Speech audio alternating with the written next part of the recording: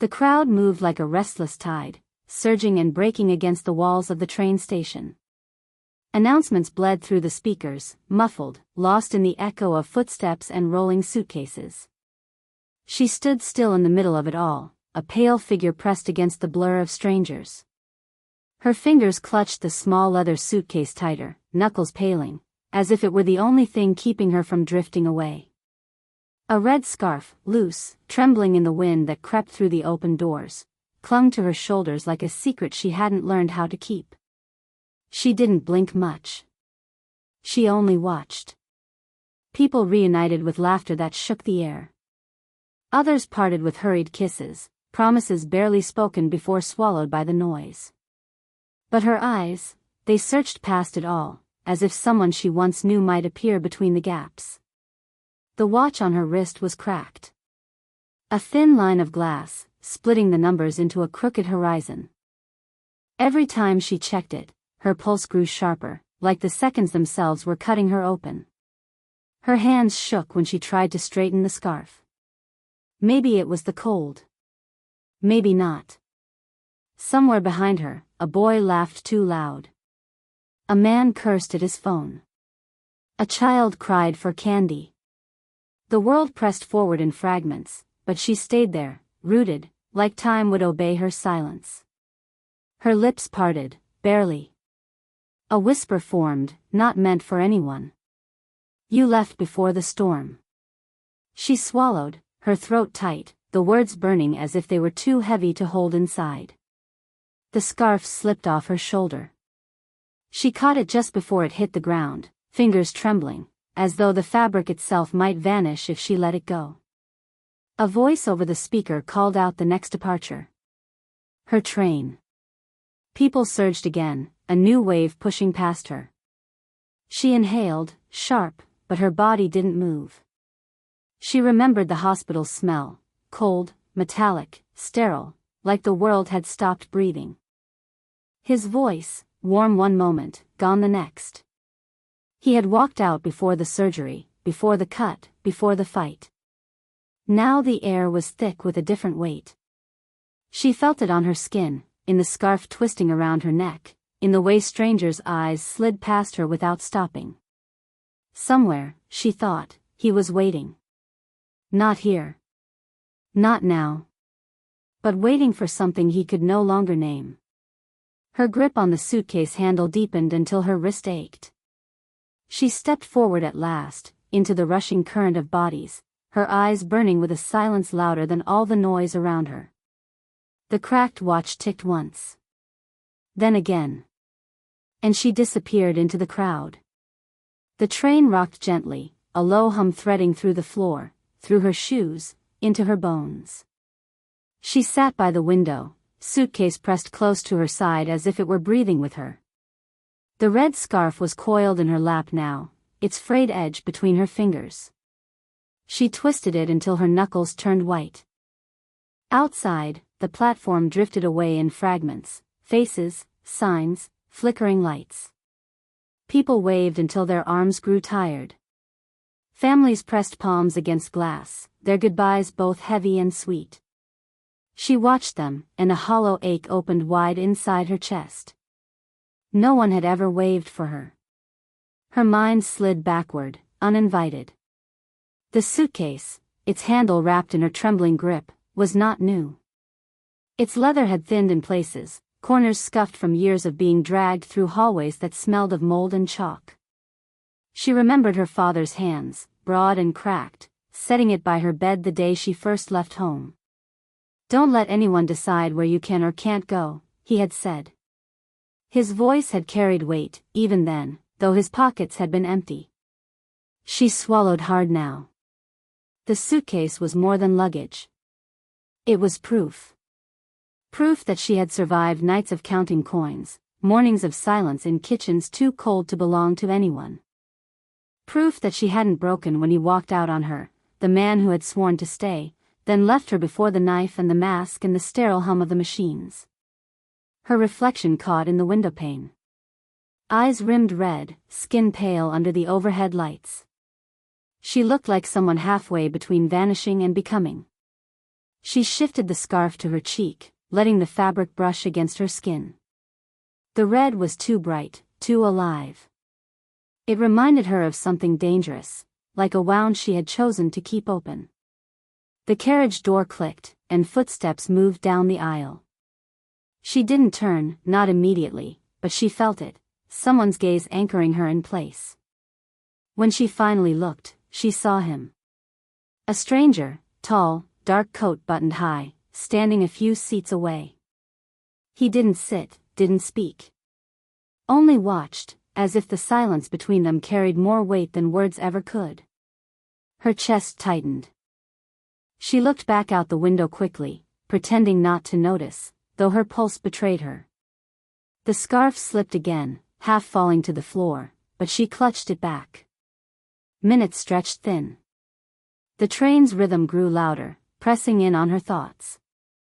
She could feel him still, present, steady, like he knew something she didn't. She thought of leaving her seat. She thought of speaking. But instead, she froze when she felt the faintest flicker, his almost smile reflected in the glass beside her face. She hesitated. Breath caught. And for the first time in years, she didn't know if she wanted to move forward, or turn back. The train slowed as rain began to trace long, uncertain lines across the window. Drops collided, merged, slid down like tiny wounds refusing to stay separate. The sky outside pressed heavy, swollen with storm, and every flicker of lightning caught her reflection, fragmented, unsteady. She shifted, pretending to adjust her scarf, but her eyes flicked once more toward the stranger. He had taken a seat now, 3 rows down, close enough to feel present, far enough to remain untouchable. His shoes were worn, leather peeling near the edges, soles scuffed from too many miles walked without rest. Not the shoes of someone careless.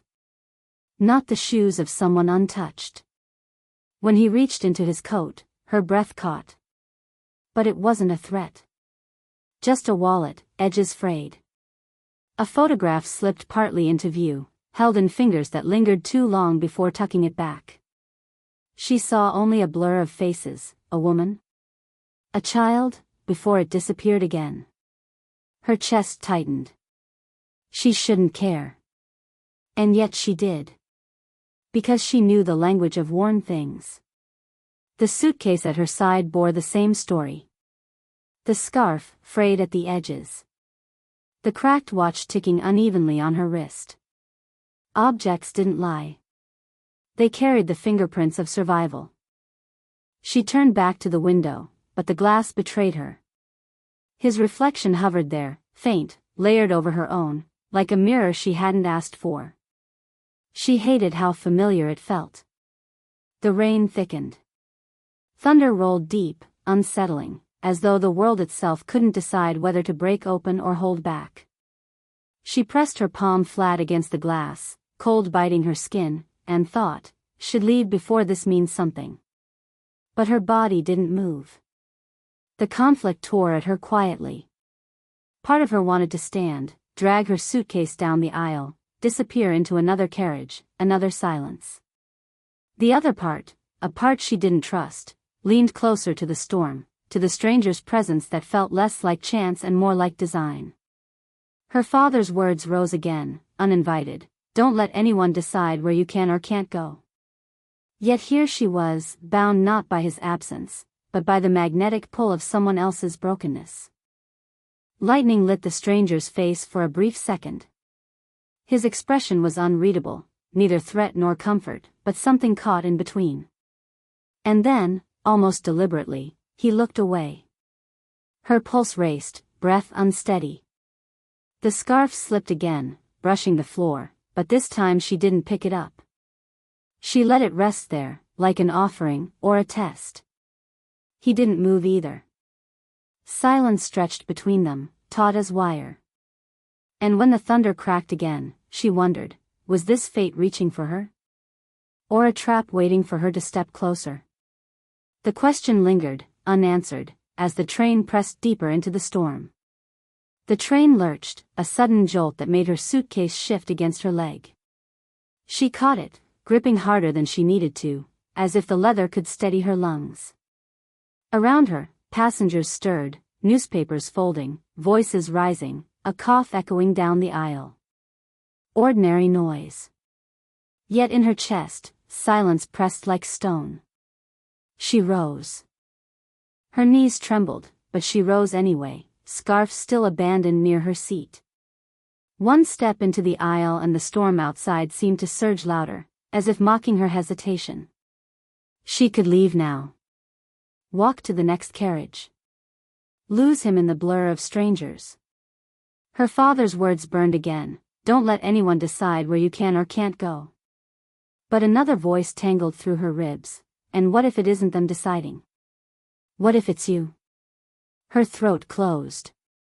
She turned, just once, for a final look.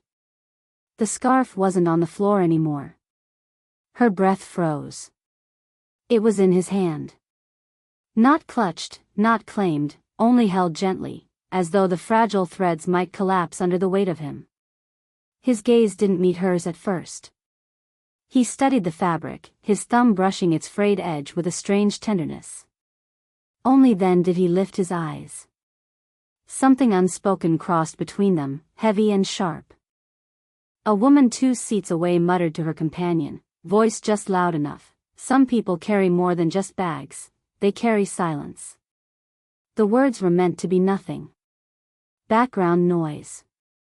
But they cracked her open. Because wasn't that the truth? The suitcase, the scarf, the cracked watch, all of its silence she'd been carrying too long. His silence, too. His shoes told the story of roads unkind. His wallet, the photo half revealed. He was carrying something, maybe heavier than hers. But she didn't know if she wanted to share the weight, or drop hers at his feet and run. Her hand twitched, wanting to reach for the scarf. Wanting to take it back, to feel its warmth against her skin again. Yet her feet stayed locked. The judgment in strangers' glances tightened the air. One man shook his head, as if wondering why she froze. Another looked away, uncomfortable, pretending not to watch.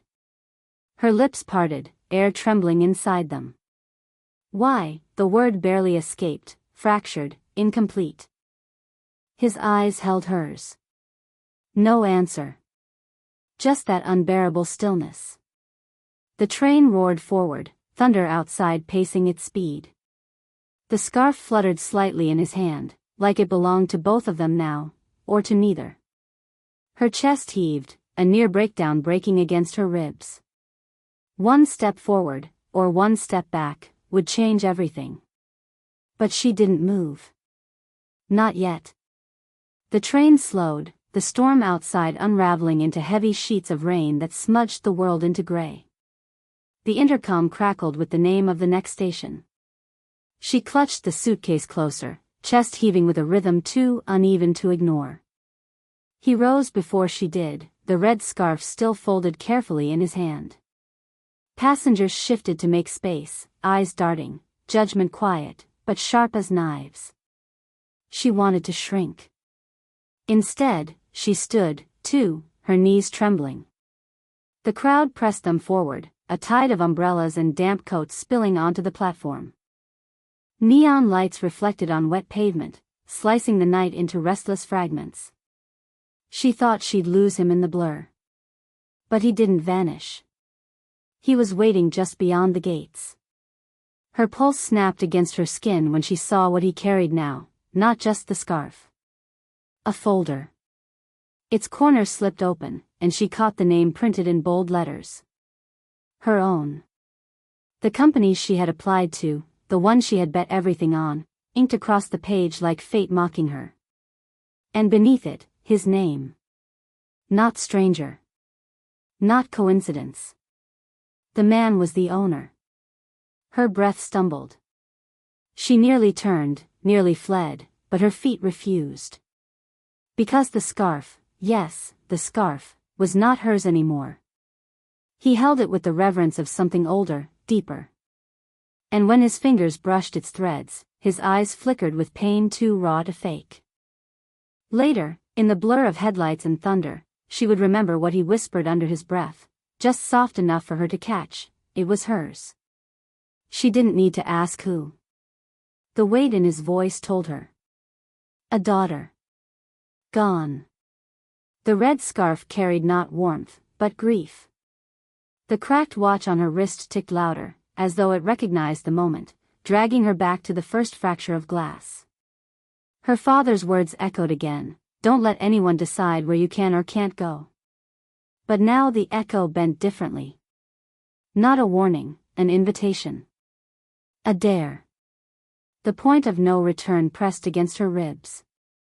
She could not step back into the life before this train, before this storm, before this man with her name folded into his hands. Her grip on the suitcase loosened, then tightened again, the handle carving into her skin.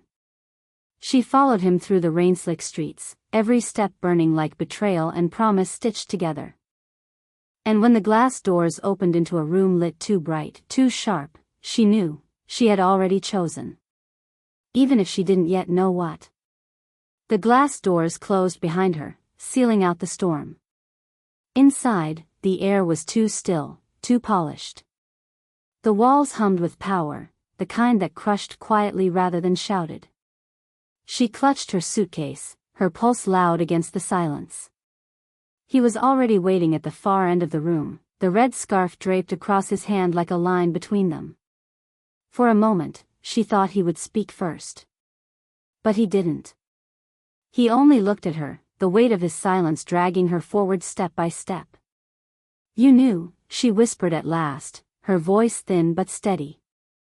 "You knew who I was." His eyes flickered, regret, or recognition, she couldn't tell. He set the scarf down on the table between them, its threads spilling like blood across the sterile surface. "I didn't choose to," he said quietly.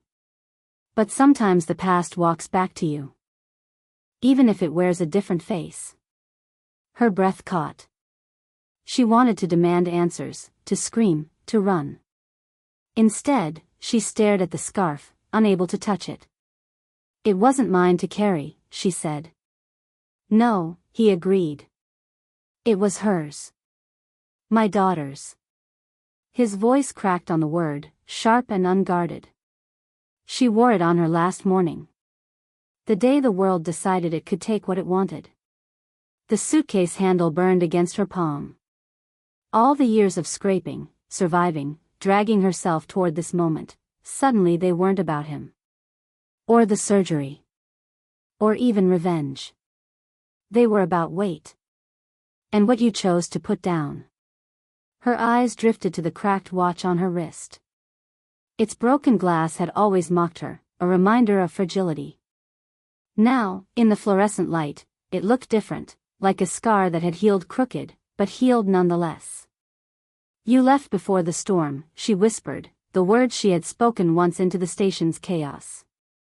But now they weren't accusation. They were release. He closed his eyes, and for a heartbeat he looked smaller. "And you stepped into it," he said. Silence pooled between them, deep and merciless. Then, slowly, she placed the suitcase on the ground. She unclenched her hand. The leather sighed as it left her grip. It was her proof of survival, her shield. But proof was no longer enough. She pushed it toward him, not as surrender, but as sacrifice. "I don't need it anymore," she said softly. "I'm not running with weight that isn't mine." His gaze dropped to the suitcase, then back to her. Something shifted in his eyes, not love, not ownership. Recognition. A choice. He slid the scarf across the table toward her, final and deliberate. "Then take this instead," he murmured. "Not because it belongs to you. But because you'll carry it forward." Her hands trembled as she lifted it. The fabric was lighter than she remembered. Or maybe she was stronger. Outside, thunder rolled one last time, fading into distance. The storm had broken. She walked out into the night without looking back, the scarf wrapped tight, not as a wound but as a vow. And the thought followed her, lingering, haunting. Not every stranger you help is meant to stay, but some leave you changed forever. The streets were wet, shining under lamps that hummed faintly in the night. She walked slowly now, not rushing as she had before. Each step carried a steadiness she hadn't felt in years. Her suitcase was gone, but her hands no longer shook. The red scarf hung loosely over her shoulders, its threads brushing against her coat. Not heavy. Not haunting. Just there, like memory softened by time. She touched it once, briefly, and then let it fall again. When she reached her apartment, she didn't turn on all the lights. Only the small lamp by the window. She sat for a while in the quiet, listening to the hum of the city below. Then she folded the scarf carefully, not as if it were fragile, but as if it were finished. She placed it in the drawer of her desk. A resting place, not a grave. The cracked watch on her wrist ticked still, stubborn against silence. She lifted it, traced the crooked line in its glass. For years it had felt like a wound. Tonight it looked different, like proof that even broken things could carry time forward. Her father's voice returned, not sharp this time, but softened by distance. Don't let anyone decide where you can or can't go. She smiled faintly. Maybe the decision was never about leaving or staying. Maybe it was about learning when to put something down, and when to carry it. Rain tapped gently at the window. She leaned against the frame, her reflection meeting her eyes in the glass. The face staring back wasn't unscarred, wasn't new, but it was her own. Claimed, fully. She whispered into the quiet, sometimes love is not romance, it's recognition. The words lingered, circling in the air like smoke, like truth. She thought of him, not as a stranger, not as a savior, not even as a wound. Just as someone who had placed a mirror in front of her and walked away with the silence she needed. The drawer closed softly. The scarf would remain there, not to be forgotten, but to remind her that survival was never meant to be her whole story. She poured a glass of water, drank it slowly, and let the ordinary act root her in the present. The world was still broken, still stormed, still carried its weight. But she no longer carried all of it alone. Outside, a siren wailed in the distance. The city breathed. She breathed with it. And in that small, unremarkable moment, she understood something both fragile and unshakable. Not every ending is closure. Some are openings disguised as quiet.